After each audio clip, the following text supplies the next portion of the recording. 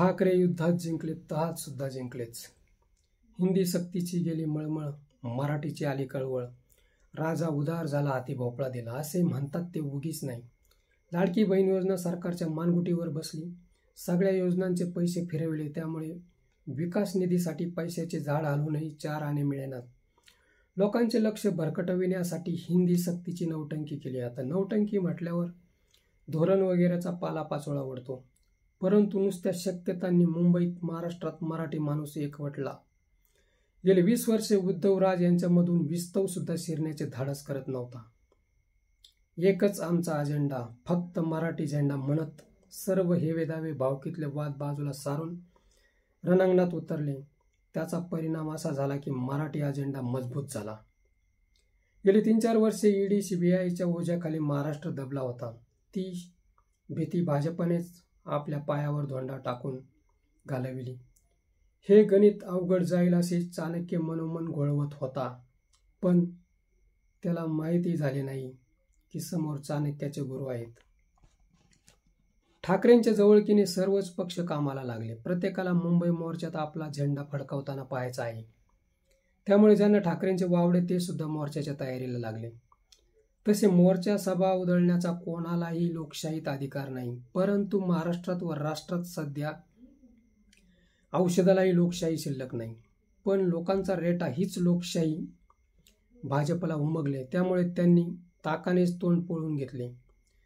GR होता किंवा नुसतीच कोरी कागद होती, पण मागे घेण्याचा कधी नव्हे तो शहाणपणा सरकारने केला. कावळे, डोमकावळे, अस्वल, माकडं यांच्या भरोश्यावर सरकार चालवता येत नाही हे भाजपलाही समजले असावे. रस्त्यावर नाचकाम करणाऱ्याला मंडळी सोडली म्हणजे ते सरकारचे धोरण ठरत नाही. यांनी सरकारचा पोरखेळ बनविला. देशात, जगात लोकांनी पंचनामा केला. सरकारने माघार घेतल्याने मोर्चाची तशी गरजही राहिली नव्हती. पण मराठीच्या अस्मितेच्या लढाईला अभूतपूर्व यश मिळाल्याने विजय मिळावा तरी व्हावा या बाजूची लोक आहेत. निवडणुकीतही त्यांना फायदाच होईल. छोटे मोठे पक्ष अनेक अपक्ष सहकार्य करण्यास तयार होतील. भाजपला आपल्या कर्माची फळं भोगावीच लागतील. मित्रहो, ठाकरे बंधूंनी तर असे आवाहन केले आहे की वाजत गाजत या, गुलाल उधळत या, आम्ही तुमची वाट पाहत आहोत. मराठी बांधवांनी मोठ्या संख्येने आता वरळी डोमवर 5 तारखेला अवश्य यावे अशी त्यांची मनोमन इच्छा आहे.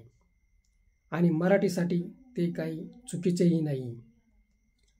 मोर्चा व्हायलाच हवा होता. मोर्चा हा न भूतो न भविष्यती झाला असता आणि इतिहासामध्ये त्याची नोंद झाली असती. पण मोर्चाने मुंबई जाम झाली असती, मुंबईचा चक्का जाम झाला असता. त्यातच मुंबईतील मराठी माणसांना त्रास सहन करावा लागला असता.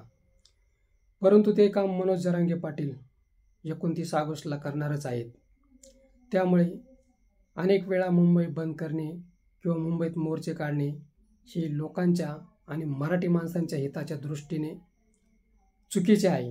हे ठाकरे बंधूंना उमगल्यानेच त्यांनी मोर्चाच्या ऐवजी विजय मेळावा घेण्याचे मान्य केले आहे आणि त्याची सर्वांनी दखल घ्यावी. विजय मेळावा हा फक्त या वर्षीच न होता दरवर्षी 5 जुलैला विजय मेळाव्याचे आयोजन केले जावे या मताचे आम्ही आहोत. आपणास काय वाटते ते आपण कमेंट बॉक्समध्ये सांगावे. मित्र, हा व्हिडिओ कसा वाटला ते कमेंट बॉक्समध्ये सांगा व ॲक्शन मराठी चॅनलला सबस्क्राईब करा.